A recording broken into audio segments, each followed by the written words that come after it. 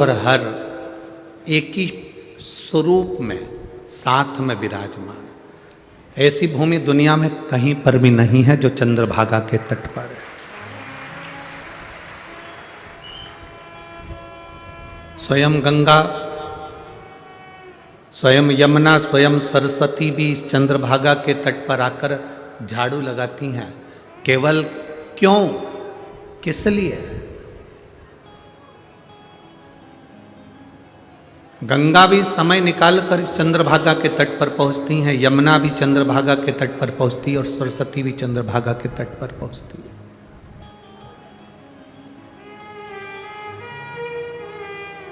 एक बार गंगा जी जब चंद्रभागा नदी के तट पर बैठी हुई बुआरी लगा रही थी, राह को बुआर रही थी, तब स्वयं राधा जी ने गंगा जी से बात करी थी। आज भी पंढरपुर के हरिविठल के मंदिर में राधा जी का मंदिर है। आप लोगों ने दर्शन किए? जम के तो बोलो जरा, करें। पंढरपुर में हरिविठल जी के मंदिर में राधा जी का मंदिर है।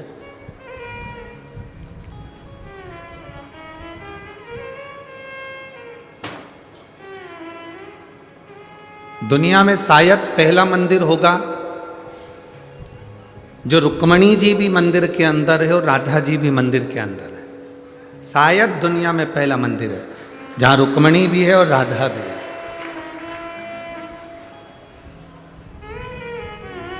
गोलोक धाम में राधा जी विराजमान है।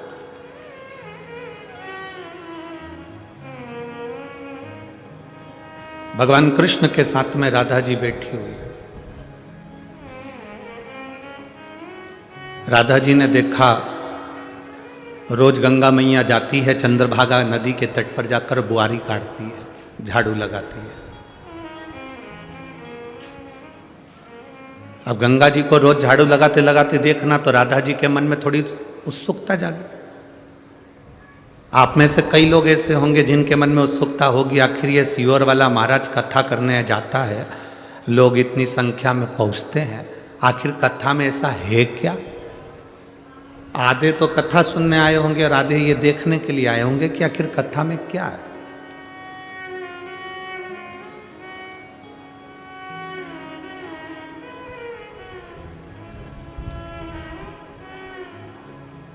अब राधा जी के मन में ये उत्सुकता जाग गई कि जिन गंगा जी के चरणों में सारे देवता जाते हैं, जिन गंगा जी के जल में संपूर्ण पाप धुल जाते हैं, जिस गंगा जी के जल में जाने के बाद पापी भी निर्मल हो जाता है, जिस गंगा जी के जल में पाप कर्म छूट जाता है, वो गंगा मैया चंद्रभागा के तट पर झाड़ू लगा रही, बुआरी लगा रही।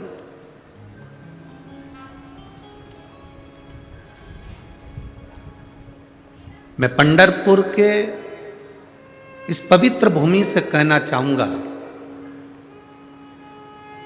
जैसे महाराष्ट्र का गौरव है छत्रपति शिवाजी महाराज,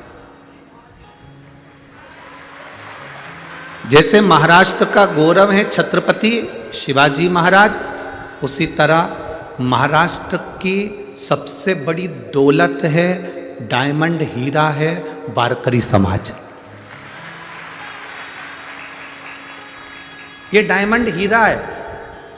वारकरी समाज कोई, वारकरी के अंतर्गत ये ना सोचें कि एक साधारण सा पंथ है, उन्होंने भजन गाया, कीर्तन करा, हरि विठ्ठल पांडुरंगा, हरि विठ्ठल रामकृष्ण हरि का स्मरण किया तो वारकरी। ना ना ना, वो महाराष्ट्र का डायमंड है, वो महाराष्ट्र का हीरा है।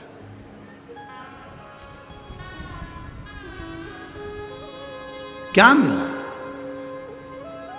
अब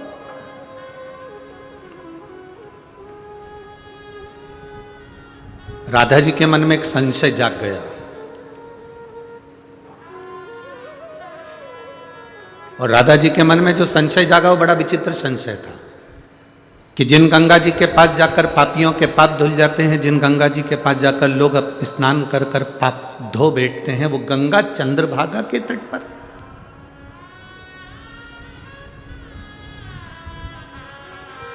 वो गंगा चंद्रभागा के तट पर। अब राधा जी के मन में बेचैनी होने लगी।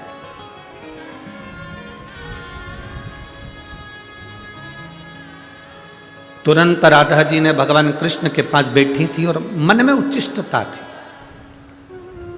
कभी कभी पति पत्नी साथ में रहते हैं, सोफे पर बैठे रहते हैं, दोनों साथ में घूम रहे हैं, बैठे हैं, चल रहे हैं, फिर रहे हैं, पर कभी कभी ऐसा होता है कि पत्नी पति से कह देती है, तुम्हारा ध्यान कहाँ है?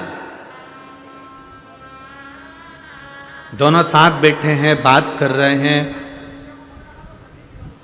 बैठे बैठे चर्चा कर रहे हैं, इसके बाद भी पत्नी पति से कह देती है, तुम्हारा ध्यान कहाँ है? क्यों? क्योंकि उसका ध्यान कहीं मोबाइल में होगा या कुछ सोच रहा होगा या विचार कर रहा होगा, तो ध्यान भटका हुआ होता, तो उसके स्मरण में नहीं। तुरंत कहा, तुम्हारा ध्यान कहाँ है?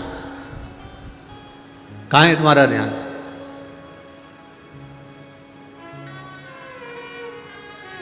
उसी तरह भगवान कृष्ण राधा जी के पास में बैठे हैं और भगवान कृष्ण राधा जी से कह रहे हैं, राधा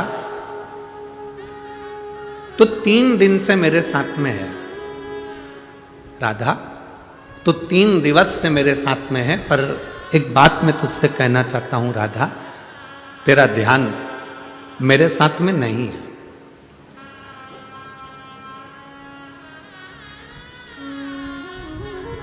अरे खानो नहीं भावे मन, पीनो नहीं भावे, दौड़ दौड़ मन सत्संग जावे।